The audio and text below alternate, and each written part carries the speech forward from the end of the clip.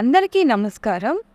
క్రోధినామ సంవత్సర ఉగాది తర్వాత మే నెల 1వ తేదీ నుంచి అఖండ రాజయోగం పట్టబోతున్న 5 రాశులేంటో మనం ఈరోజు ఈ వీడియోలో తెలుసుకుందాము. కొత్తగా చూస్తున్న వారైతే మా ఛానల్ని సబ్స్క్రైబ్ చేసుకోండి, అలాగే ఒక లైక్ చేయండి.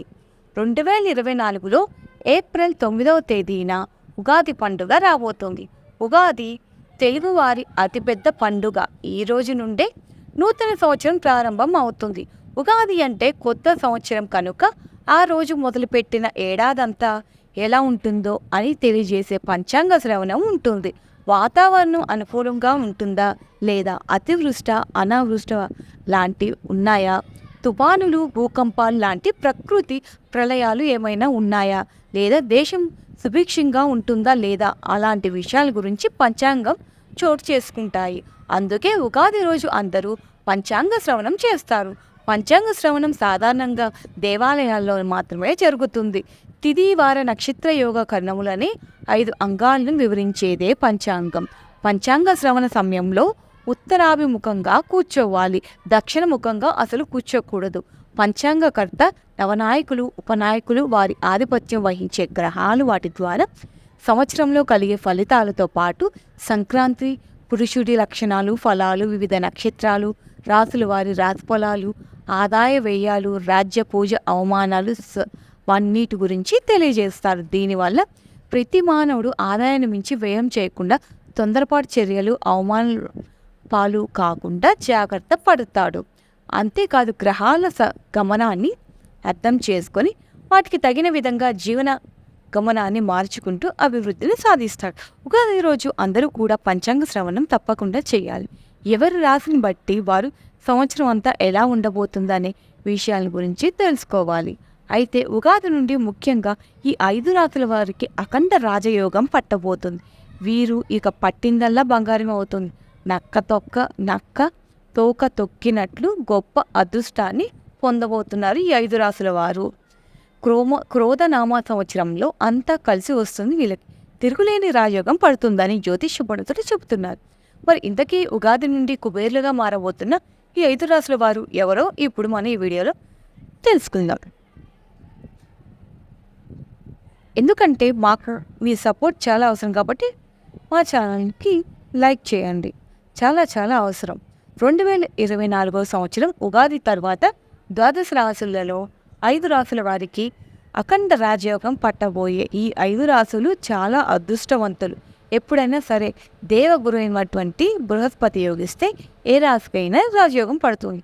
జ్యోతిష్య శాస్త్రం పరంగా ఎన్ని దోషాలు ఉన్నా సరే గురుబలం ఉంటే ఆ గురుబలం వల్ల అద్భుతమైన విజయాలను అందిపుచ్చుకుంటారు.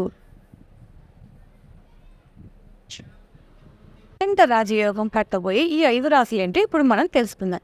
మొట్టమొదటి రాశి మేషరాశి. ఎందుకంటే మేషరాశి వాళ్ళకి ధనస్థానంలో గురు సంచారం చేస్తున్నాడు, కుటుంబ స్థానంలో గురు సంచారం చేస్తున్నాడు. కాబట్టి మేషరాశి వాళ్ళకి ఉగాది తర్వాత మే 1వ తేదీ నుంచి ధనపరంగా బ్రహ్మాండంగా కలిసి వస్తుంది.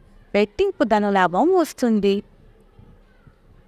అలాగే వీరికి కుటుంబ జీవితం కూడా బ్రహ్మాండంగా ఉంటుంది. వీళ్ళు చెప్పింది వేదం ఉంటుంది. కుటుంబంలో ఎలాంటి ఒడిదుడుకులు ఉండవు. కుటుంబ జీవితం ప్రశాంతంగా సాగిపోతూ ఉంటుంది. అదృష్టవంతులు వీరు. ఆ తర్వాత అఖండ రాజయోగం పట్టబోతున్న 2వ రాశి ఏంటంటే మకర రాశి. ఎందుకంటే మకర రాశి నుంచి లెక్క పెట్టినప్పుడు మే 1వ తేదీ గురు సంచారంలో మార్పు జరిగిన వృషభ రాశి 5వ రాశి అవుతుంది. గురు పంచమ సంచారం చేసినప్పుడు పిల్లలకు చాలా బాగుంటుంది. మకర రాశి వాళ్ళు ఎవరికైనా సరే ఇప్పటికైనా సంతానం లేకపోతే మే 1 తర్వాత ఖచ్చితంగా సంతానం కలిగే యోగం ఉంటుంది.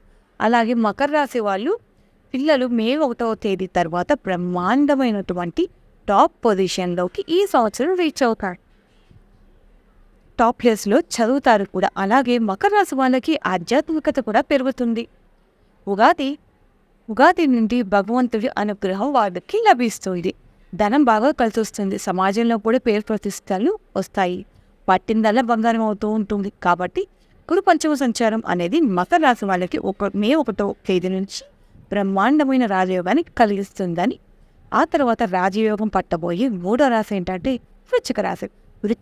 ఎందుకంటే వృశ్చిక రాశి నుంచి లెక్క పెట్టినప్పుడు మే 1వ తేదీ గురు సంచారం మారిన వృషభ రాశి 7వ రాశి అవుతుంది. మకరం, కుంభం, మీనం, మేషం, వృషభం. గురు సంచారం మారిన వృషభ రాశి 7వ రాశి అవుతుంది. అంటే వృశ్చిక రాశి వాళ్ళకి గురువు సప్తమి సంచారం చేస్తున్నాడు. సప్తమి సంచారం ద్వారా రాజయోగం ఇస్తున్నాడు.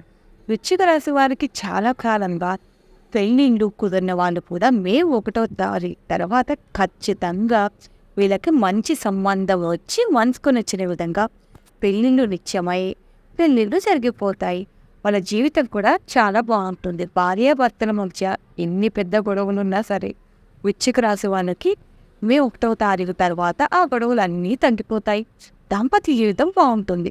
1వ తేదీ నుంచి పార్ట్నర్షిప్ బిజినెస్ చేసేవాళ్ళు ఉంటారు కదండి, వాళ్ళకి బ్రహ్మాండంగా అదృష్టం కలిసి వస్తుంది. అంటే రాశి వాళ్ళకి శని ప్రభావం వల్ల కొన్ని ఇబ్బందులు ఉన్నప్పటికీ గురువు సప్తమ సంచారం అద్భుతంగా కలిసి వచ్చి రాజయోగాన్ని కలిగింపచేస్తుంది. ఆ తర్వాత రాజయోగం పట్టబోయే 4వ రాశి ఏంటంటే కన్యరాశి. వీళ్ళకి మే 1వ తేదీ గురువు సంచారంలో కొంచెం మార్పు జరిగిన వృషభ రాశి 9వ రాశి అవుతుంది. పూర్వజన్మ పుణ్య ఫలితం కలిసి వస్తుంది. దాని వలన సమస్యలు తొలగిపోతాయి. ఆరోగ్యం బాగుంటుంది. కుటుంబ జీవితం బాగుంటుంది. ఊహించిన విధంగా వీళ్ళకి ఆకస్మిక ధనప్రాప్తి కలుగుతుంది.